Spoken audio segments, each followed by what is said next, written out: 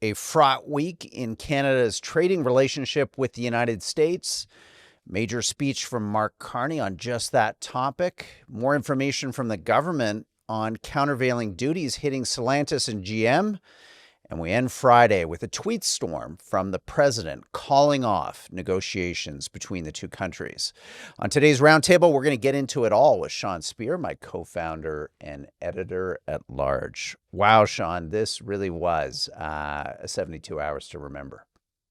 Yeah, you get the sense that we're living through a big moment when it comes to issues that we thought were settled for a long time: free trade, globalization, the role of markets and the role of the state in the economy. All of this seems to be now up for grabs, and we're seeing these new and different ideas playing out in real time. It's a bit dizzying, isn't it? Yeah. Why don't you, Sean, walk us through the week? Because I think for you and I, it really began with the Prime Minister's primetime televised speech. We spent that day kind of texting back and forth, trying to wonder what was in that speech. And as you covered on Hub Politics with Amanda Galbraith and David Coletto, that speech was strangely kind of absent any new information about the trade negotiations. In fact, there was really no sit rep from the Prime Minister on that front. We then hear the next day, well, the Prime Minister thinks that a comprehensive deal is off the table, and that sectoral deals, the media Prime Minister warning possibly getting ahead of itself in terms of how those could happen. We then end the week with this explosion of the president on Truth Social over ads the Ontario government ran featuring your hero, Ronald Reagan. If you try to create a through thread to weave that all together, what do you think happened? Yeah. The only thing I would add to your synopsis is Anita Nan and other members of the Yes. Carney government leaning into Canada's Yes. relationship with China in a way that we haven't seen in a long time. And so I leave the week with the sense that our relationship with the United States is as fractious and unpredictable as ever, that the momentum towards normalization, including some sort of deal on sectoral tariffs, seems far away. And in the face of the lack of progress, you get the sense the Carney government is scrambling a bit and revisiting similarly settled thinking around Canada's relationship with India, Canada's relationship with China. It feels, Rudyard, like Canada hasn't been alone in a drift as it is today in a long, long time, and that creates a real sense of insecurity. That I think you're going to see that manifest in polling and economic activity in the coming weeks and months. Yeah, Kevin Hassett, key economic advisor to the president, rumored possibly to be the president's nominee to the Fed as chair to replace Powell, was out today, Friday, indicating the president was very frustrated with Canada, that the negotiations were not going well. This kind of runs counter, I guess, to some messaging that we've heard from Dominic LeBlanc and others that, progress was being made, that negotiations were constructive. I step back from the week, Sean, and I don't know. Again, this is all kind of reading tea leaves, but I almost wonder if that speech that, again, was by the Prime Minister, the primetime address that was conspicuously absent of news, the thing that people tune into when you're calling for their attention for a primetime televised address, might have been a slip. Maybe there was an expectation earlier in the week from PMO on the basis of Michael Sabia, his principal, being down in Washington, that there was going to be some news to culminate. Maybe that speech was scheduled as a placeholder. And, if Kevin Hassett is right, if maybe the Americans, in fact, are more dug in, less accommodating than we've been led to believe, that could explain the Prime Minister's walk back the day after the speech, telling the media to cool off on sectoral tariffs, indicating that a comprehensive deal was not on the table. And then again, I'm reading tea leaves here, I admit it, but is Trump's explosion about this ad, when there is lots of reporting that he had seen this ad before? This ad was not new to him, but is his explosion about the ad related to, his worries obviously about the Supreme Court and what could happen on November 5th when it takes up this Court of Appeals decision that went against him on his emergency powers. But it could also be that Kevin Hassett's right, that there is real frustration on the part of the president towards Canada, fairly or not. And these negotiations are in a much more precarious place than we were led to believe or that we realized. That worries me, Sean. That's the feel I get from the week, that the ice just got a few centimeters thinner under our feet, and I hear some cracking noise in the background. It makes me worried.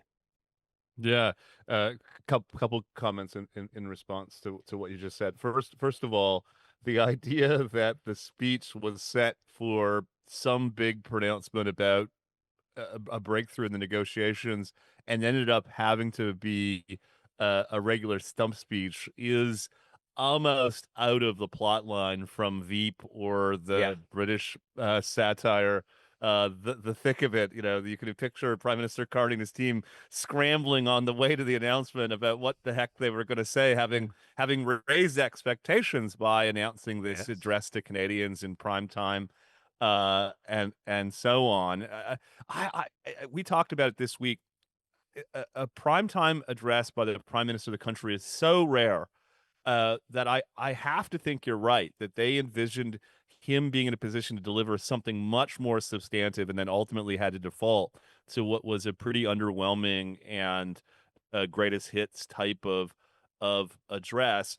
The second point I'd say is, you mentioned a few times there that you were reading the tea leaves, and I think that strikes at something we've talked about now for Yes. several weeks, that Canadian citizens, Canadian investors, Canadian businesses are really in the dark about what's going on Yeah. vis-a-vis the negotiations with the Trump administration, what's going on, leading up to the budget and some of the other steps the government is taking. We learned, for instance, we're going to have a climate competitiveness strategy. I don't want to keep harking on this. But one of the reasons that free trade and globalization came under so much strain in the past several years is a lack of small d democratic legitimacy. There was a sense that this was a whole process and exercise carried out by elites without the involvement or participation or input of ordinary citizens. And it strikes me as a huge mistake, Rudyard, for the Prime Minister and his team to do whatever it's doing on the Canada-U.S. file, and leaving the rest of us in the dark. And of course that continues this week as we're left speculating what the heck is going on. Yeah.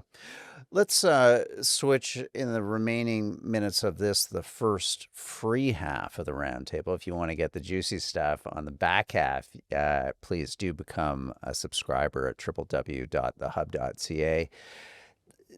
Interestingly, for Sean to weigh in here, the politics for the Prime Minister on this, though, aren't bad, are they? Because it kind of justifies, or it creates a little more narrative underpinning to this probably record deficit that will be announced on November 4th. In a bizarre way, there's like an inverse proportionality here to how well or poorly the trade talks are going, to how well or poorly the Prime Minister's domestic agenda will be received and processed by the electorate and his political foes. This, in some ways, is tough for Pierre Poilievre, isn't it, Sean? I mean, if Hassett is right, if in fact maybe we've been gaslighted a little bit here in Canada by the media, the mainstream media, and maybe understandably by PMO, that was anxious to get some kind of win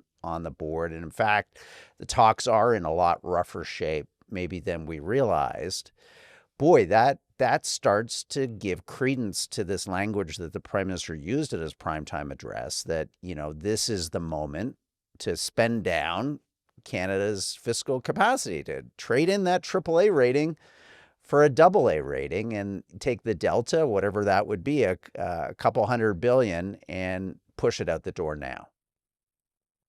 Yeah, towards the end of the pandemic, I wrote an article at the Hub, which generated a bit of a buzz, in which I speculated that the public health officials who had been elevated during the pandemic and reached a level of profile that had hitherto not been the case, and were given extraordinary power over our economy and society might have a hard time giving up the pandemic narrative precisely because it would cost them their standing. And I'm not saying that the Prime Minister or Premier Doug Ford don't want a deal, that ultimately it's in the economic interest of the country, that we rid ourselves of this uncertainty and figure out precisely what the future of Canada-U.S. trade is going to be.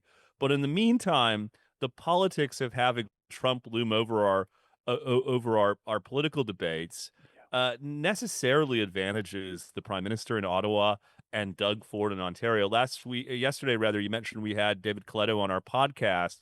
He can show almost a causal line between Doug Ford's rising popularity in the Ontario population and Donald Trump's emergence on the scene in January, talking about tariffs and annexation and all the rest. And when you're confronting all of the various challenges that the Ontario government must confront, education, healthcare, some different political scandals, I suspect that if you serve them a bit of truth serum, they don't mind that in the short term, Trump is going to continue to loom over our politics, and the uncertainty around the future of our trading relationship is going to loom over our politics. That is a beat that they know well, that they've succeeded in. And like the public health officials in the context of the pandemic, they may have a hard time ultimately giving up. Yeah. No, you're absolutely right about this. This whole trade negotiation is so fraught because on one hand, yes, making the concessions that the Americans no doubt are demanding, and maybe that's why the wheels came off the bus this week. Maybe what they're asking for are some real pain points for the Carney government. I think we at the Hub have felt, though, that some of those things could be good for the economy. They could lead to the end of supply management and the liberalization of that portion of our economy. They could lead to more competition for incumbent Canadian industries like banking and telcos vis-a-vis their American counterparts. There is a glass half full analysis that you can apply to these negotiations. But at the same time, as we've argued at the Hub, equally so, there are powerful vested interests in this country, economic, political, cultural, and all of them, to a greater or lesser degree, are seizing on Donald Trump, his instability, the chaos of his presidency, to advance their interests that are their interests, not necessarily your interests as a consumer, as a voter, as a taxpayer. And I worry, Sean, that when we get into these, maybe today was more than a bump, maybe it was a drive into the ditch with Trump, this empowers these forces. It empowers the status quo in this country, which, if the last election was about anything, it was, to Mark Carney's credit too, it was a litigation of the status quo of the previous 10 years of Trudeau. We celebrated that anniversary this week. And everything that flowed from that, the scleroticism of the economy, the divisiveness within our culture, the extent to which the country took a step back and certainly a step sideways on a whole bunch of major policy files, from immigration to crime to affordability. And I just worry, Sean, I'll give you the last word in this first half of the show, Trump is this two-sided thing. On one hand, maybe we could embrace this and maybe we could drive through some meaningful change, or we get bamboozled, in effect, by ourselves and by these vested interests in Canada who are using Trump, frankly, to manipulate the economic, political, and cultural context to their own advantage. And I think this week was a victory for those forces. I wish I could disagree with you for the purposes of having a bit of a debate, but I think that is precisely right.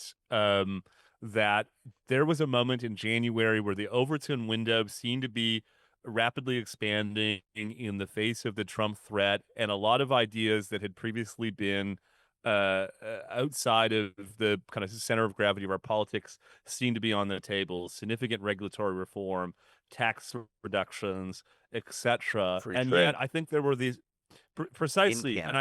I think there were these other interests in our society who saw Trump's mix of protectionism and subsidies as a permission structure to make the same arguments for their own industries or their own businesses or their own communities. And so at the precise moment that the situation calls, in my mind, for a pretty radical agenda to try to boost Canadian competitiveness so that we can inoculate ourselves as much as possible from the uncertainty from Trump's tariffs, we have a lot of different voices in our society wanting to essentially out Trump by having our governments adopt many of the same ideas and policies that he himself is enacting. There's something counterintuitive, Rudyard, about on one hand the Ford government elevating the I think compelling and aspirational message of Ronald Reagan against protectionism in favor of open markets and competition, and on the other hand, precisely the same Ford government breaking with the spirit of Reagan's comments when it comes to electric vehicles,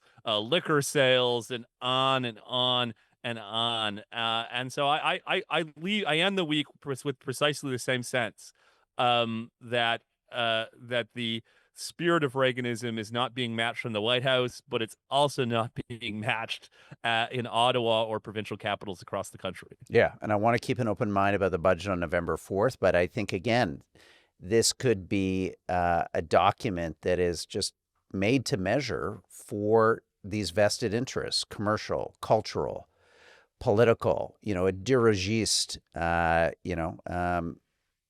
post-war French type policy of a government directed economy, a news industry. We won't relitigate that.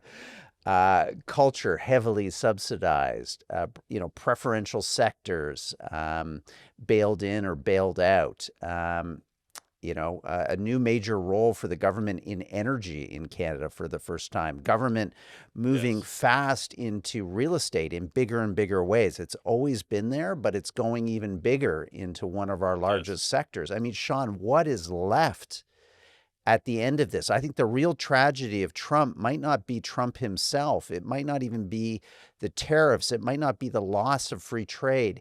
It would be the re-entrenchment of Canada itself into the pre-NAFTA era of this country, which we need to remind ourselves was a sclerotic, dismal, underperforming country that was not realizing its potential. And I feel, Sean, you're nodding here, so I will give you the last kick at the can here. I feel like we're going back in time to try to figure out the instability and go through this moment right now, as opposed to leaping into the future and really radically rebooting the country in a more fundamental way. I think that's precisely right, Rudyard. In recent weeks, there's been two anniversaries that align well with what you just set out. The first is in late September 1975, so 50 years ago. In recent weeks, we saw the collapse of the Bricklin, an auto company that the New Brunswick government tried to create, to try to effectively engineer through productions and subsidies in a previous era of economic nationalism brought about in part by American protectionism. The Bricklin became a kind of metaphor for the failure of that policy. The second anniversary, similarly in late September, was the 40th anniversary of the MacDonald Royal Commission report of 1985, which not only recommended that Canada pursue Canada-U.S. free trade, which of course we ultimately did, but that more fundamentally we rejected the ideas that came to be represented in the Bricklin and other attempts for the government to effectively engineer economic outcomes in different industries and technologies. And for the better part of the past 40 years, I think we've been marked by that spirit of McDonaldism, and you get the sense that the Bricklin is winning out, and that's the direction we're headed, to the detriment of Canada's economy. Yeah. It was a cool looking car, though. I will say that. I like those gull-wing doors. Ahead of its time, alas. I don't know. It can even find one these days. Maybe the Hub should buy a Bricklin just to, as our staff car to motor around, to really give expression to the reality of where this country is headed, back to the dirigiste, state-led economies of the 70s and early 80s in Canada. Wow, sign me up. Let's say goodbye to our complimentary listeners and viewers. We're going to join our Hub heroes and fellows. On the other side of the break, we're going to talk about the Gipper, Ronald Reagan. We're going to keep that theme going. There's a kind of debate happening right now in Canada, not an unimportant one, about what the center-right means. What are the principles and ideas that it's dedicated to? And Reagan suddenly kind of emerged as a bit of a villain. This is weird. We got to talk about it. We're going to do that right away, right now, with our Hub Heroes and Hub Fellows. Stick around. This video has been brought to you by Airbnb. A big thank you to Airbnb for sponsoring the Hub's YouTube channel this month. It's great to be the beneficiaries of their support. Here at the Hub, we talk a lot about the housing crisis ongoing in the country. As we know, there are people out there that think that short-term rentals are to blame for taking supply off the market. But here at the Hub, we can feel that that doesn't make sense. Consider for a moment that the median number of nights an Airbnb is hosting someone in Canada as a guest is 55. These, frankly, aren't full-time rental properties. They are Canadians trying to get by like the rest of us by finding some additional income through renting out a property they own. Government data supports this. Statistics Canada recently reported the amount of Airbnbs that could actually be converted into long-term homes accounts for only 0.6% of Canada's housing stock. Canada needs solutions to tackle the whole housing market, not just 0.6% of it. We agree. Learn more at airbnb.ca/closer look.